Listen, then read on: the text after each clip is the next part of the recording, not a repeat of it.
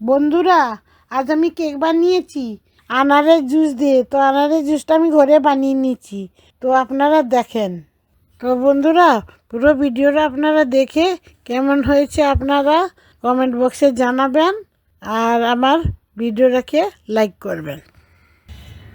তো এখানে আমি দুটো আনার ছাড়িয়ে নিয়েছি, আমি এটাকে জুস বানিয়ে ছেঁকে নেব। এটাকে আমি পিষে আনছি, এসে জুস বানাবো, ছেঁকে নেব। এই আমি পিষে আনলাম এই জুস, এই দেখেন দুটো আনারের জুস। এখন আমি ছেঁকে নেব এটাকে, ছেঁকে নেব।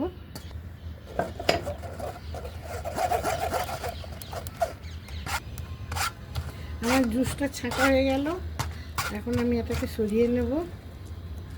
এই দেখেন কত বড় আনারের দানাগুলো, এগুলো ভাবলাম এত আনারের অত বড় দানা কেউ খেতে চাইছে না, তাই ভাবলাম আজ একটু কেক বানিয়ে দেবো। তো তাই আপনারা দেখেন আমি আনার দানার জুস দিয়ে কেক বানাবো।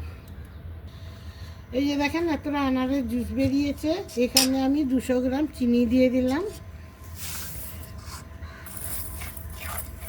200 গ্রাম চিনি দিলাম।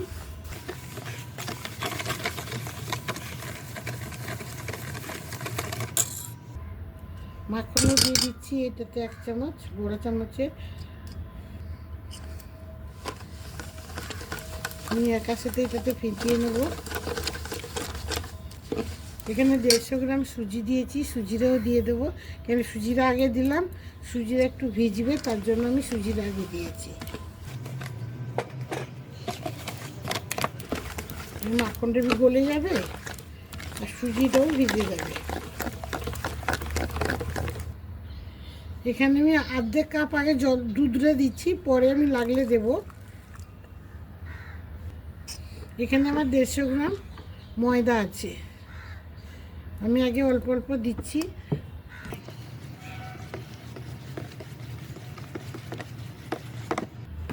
আমি বেকিং পাউডার ভ্যানিলা এখনো দেই নাই, দেব। আমার এটাও লেগে যাবে, আমি তাই দিয়ে দিলাম। মোট 150 গ্রাম সুজি, 150 গ্রাম ময়দা, 200 গ্রাম চিনি। তো চিনিটা আপনাদের পছন্দ মতন দিবেন, আমি দিয়েছি আমার নিজের আন্দাজে। তো আপনারা পছন্দ মতন দেবেন, কেউ বা মিষ্টি বেশি খায়, কেউ বা মিষ্টি কম খায়। তো ঘরে বানানো কেক তো জানেন যে যার পছন্দ হিসাবে বানায়। তো আমার এই হিসাবে গুলবো আমি, কেন কি সুজিটা আছে ফুলবে, তো তার জন্য আমার আর দুধ লাগবে না। চাই আপনার সাথে একটু তেল দিতে পারেন, আমি তেল দিচ্ছি না, তাই ভ্যানিলাটা দিলাম। আমি ঢেলেই দিয়েছি 1/2 চামচ মতন। এই দেখেন 1 চামচ মতন আমি বেকিং পাউডারটা দিলাম। হাতে আমি আর সামান্য একটু দেবো, 1/2 চামচের মতন। তো আমি বেকিং পাউডার দিয়ে দিলাম, এটাকে ভালো করে মিশিয়ে নেব, দিয়ে আমি 10 মিনিট ঢাকা দিয়ে দেবো। এই দেখেছেন, এটাকে আমি 10 মিনিট এখন ঢাকা দিয়ে দেবো, কেন সুজিটা আছে ফুলবে আর মাখনটাও গলে যাবে। কেন দুধটা দিয়েছি, এসব দিয়েছি, আমি মাখনটা বেলা দিয়েছি কেন, যাতে সবটা ভিতরে এখানে আবার ফুলে যায়, সুজির সাথেও মিশবে, তার জন্য আমি গোলা নরম করিনি মাখনটাকে। এখন আমি এটাকে ঢাকা দিয়ে রাখলাম 10 মিনিট মতন, ততক্ষণে সুজিটা একটু ফুলে যাবে। আমার এখন 10 মিনিট হয়ে গেছে, এখন আমি খুলে দেখি। এই দেখেন ফুলে গেছে কেকের ইয়ে। তো এখন সন্ধে হয়ে গেছে, তাই আমি এখন ঘরে চলে এসেছি, ঠান্ডা ঠান্ডা লাগছে বাইরে। আমি এখন একটা বাটার পেপার কেটে নিয়েছি। তো এখানে আমি সামান্য একটু ময়দা ছড়িয়ে নেব, সামান্য ছড়িয়ে নেব। আমি এটা একটু ময়দাটা ছড়িয়ে নিচ্ছি, তাই যে দেখেন। তো আপনারা বাটার পেপার ফেলে দেন, তো আমি বাটার পেপারগুলো এই দেখেন রেখে দিই তো কেক বানাবার জন্য। তো আমি এইটার মধ্যে কেক বানাচ্ছি, তো আমি এগুলোকে রেখে দিই ফ্রিজের মধ্যে এই কেক টেক বানাবার জন্য। তো আপনারাও এমনি বাটার পেপার ফেলবেন না, কোনো সময় হয়তো বার্গার ফার্গার বানাতে গেলে বাটার পেপারে কাজে দেয়। এখন এই যে দেখেন আমি গ্যাসের মধ্যে কড়া বসিয়ে দিয়েছি আর একটা প্লেট বসিয়ে দিয়েছি।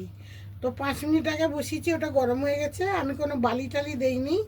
তো আপনারা সবাই বালি দেন, আমি বালি দেইনি।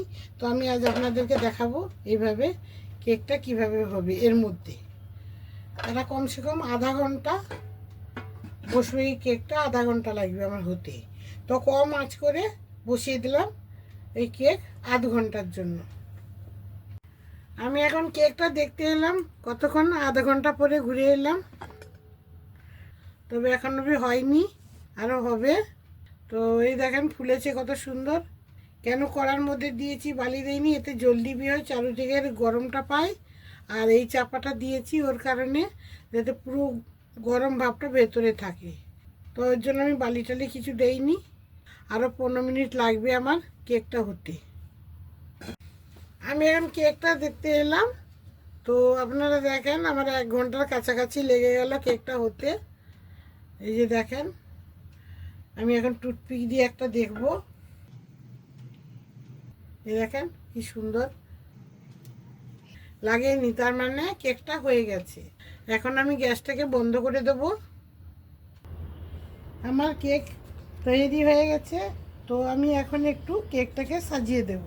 তো আপনারা দেখেন আমি হাতে ইয়ে করে করে একটু পাউডার দুধ দিয়ে সাজিয়ে দিচ্ছি, একটু চকলেট পাউডার দিয়ে। এই দেখেন কত সুন্দর লাগছে দেখতে।